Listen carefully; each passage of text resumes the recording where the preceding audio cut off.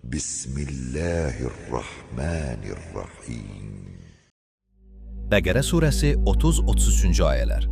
Ayələrin tərcüməsi. Xatırla ki, Rəbbin mələklərə, mən yer üzündə bir xəlifə, canişin yaradacağam dedikdə, mələklər, biz sənə şükür etdiyimiz, şəninə təriflər dediyimiz və səni müqəddəs tutduğumuz halda, sən orada, yer üzündə, fəsad törədəcək və qan tökəcək birini mi yaradırsan, söylədilər. Çünki bu, Adəmdən qabaq da yerdə varlıqlar yaşayır, fəsad törədir, qan tökürdülər. Əgər insanı yaratmaqda məqsəd ibadətdirsə, biz sənə layiqincə ibadət edirik. Allah onlara, mən sizin bilmədiyiniz həqiqətləri bilirəm, buyurdu. Sonra Adəmə adlar elmini, yaradılışın sirlərini və varlıqlara ad qoymaq elmini tam şəkildə öyrətdi. Sonra onları mələklərə göstərərək, əgər doğru deyirsinizsə, bunların adlarını mənə bildirin, dedi. Onlar, sən paksan, biz sənin bizə öyrətdiklərindən başqa bir şey bilmirik, doğrudan da sən bilən və hikmət sahibisən, dedilər. Sonra, ey Adəm, bunların adlarını, sirlərini onlara bildir, dedi. Adəm onlara, mələklərə, bunların adlarını xəbər verdikdə, Allah, mən sizə göylərin və yerin gözə görünməyən sirlərini, sizin gizlində və aşkarda etdiklərinizi bilirəm, söyləmədimmi, buyurdu. Ayələrin təfsiri. İnsan, Allahın yer üzündəki canişini. Bundan əvvəlki ayələrdə Allah Taala'nın dünyadakı bütün nemətləri insan üçün yaratdığı qeyd edilmişdi. Bu ayələrdə isə insanın yer üzərindəki rəhbərliyi, Allahın canişini olması məsələsi öz əksini tapmış, onu bu nemətlərə layiq edən mənəvi mövqeyi açıqlanmışdır. Buradan başlayaraq 39-cu ayəyə qədər davam edən ayələrdə Adəmin, ilk insanın yaradılmasına toxunulmuşdur. Burada əsasən 3 məsələ diqqət mərkəzindədir. Birinci, Allah Taala'nın mələklərə yer üzərində öz canişinini yaradacağı barədə xəbər verməsi və onların Allahla söhbəti. İkinci, mələklərə ilk insana təzim etmək əmrinin verilməsi.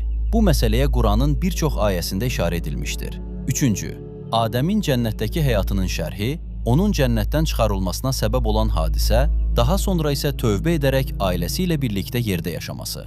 İndi haqqında danışacağımız ayələr birinci məsələ haqqında məlumat verir.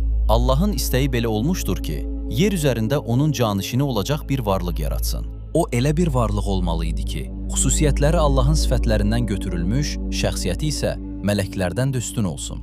Allah dünyadakı bütün nemətləri, qüvvələri, xəzinələri, mədənləri və s. onun ixtiyarına vermək istəyirdi. Təbii ki, belə bir varlığın yer üzərindəki digər varlıqlara rəhbərlik etməsi üçün kifayət qədər ağıl, şüur, dərrakəsi olmalı idi. Buna görə də ilk ayədə Allah Taala belə buyurmuşdur.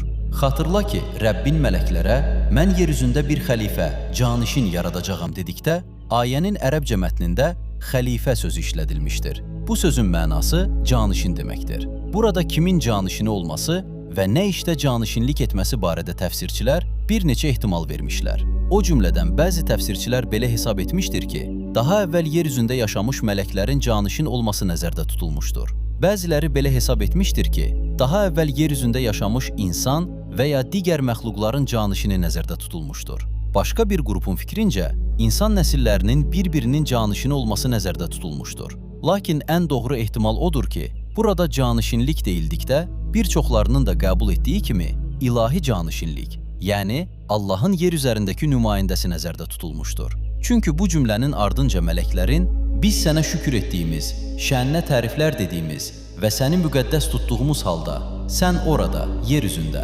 fəsad törədəcək və qan tökəcək birini mi yaradırsan, sualı məhz bu mənaya uyğun gəlir. Çünki yalnız Allahın yer üzərində nümayəndəsi olmaq bu işlərlə uyğun gəlmir.